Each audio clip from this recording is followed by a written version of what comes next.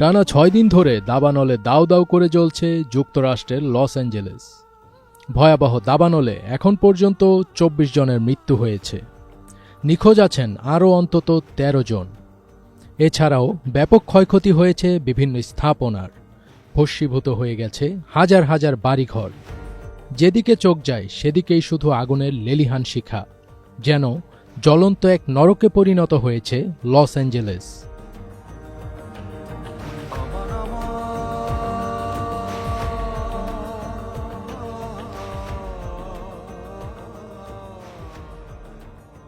এদিকে 5 দিনের ভয়াবহ তাণ্ডবের পর দাবানল ব্রিটেন উডস এবং সান ফার্নান্দো ভ্যালির দিকে নতুন করে মোড় নিয়েছে।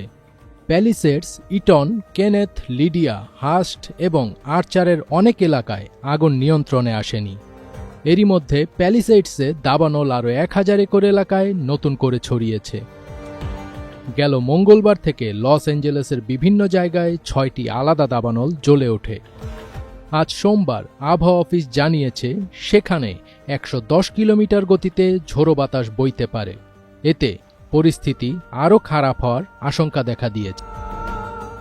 স্থানীয় কর্মকর্তারা জানিয়েছেন গত 24 ঘন্টায় প্যালিসেডস দাবানলটি আরও 1000 একর জায়গা জুড়ে ছড়িয়েছে।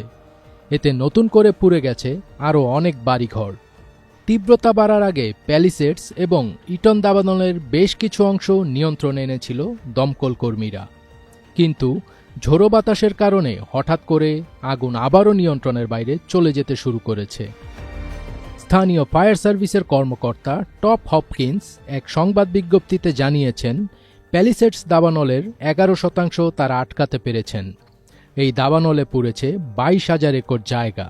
তবে ভয়ের বিষয় হল দাবানলটি 405 ফ্রিওয়ে নামের একটি মহাসড়কের কাছে পৌঁছে গেছে। দাবানলের কারণে লস অ্যাঞ্জেলেসের 1,53,000 বাসিন্দাকে সরে যেতে নির্দেশ দেওয়া হয়। এছাড়া 57,000 অবকাঠামো ধ্বংস হতে পারে বলে সতর্কতা দেওয়া হয়।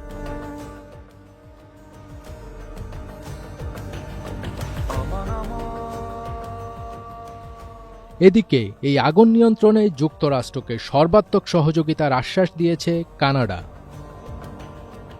বিভিন্ন সোশ্যাল মিডিয়ায় বর্তমানে সবচেয়ে আলোচিত বিষয় লস অ্যাঞ্জেলেসের এই দাবানল।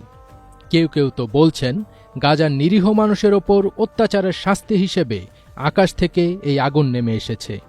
আবার কেউ কেউ প্রশ্ন করছেন কে বাঁচাবে লস অ্যাঞ্জেলেসকে এই নারকীয় আগুনের হাত থেকে।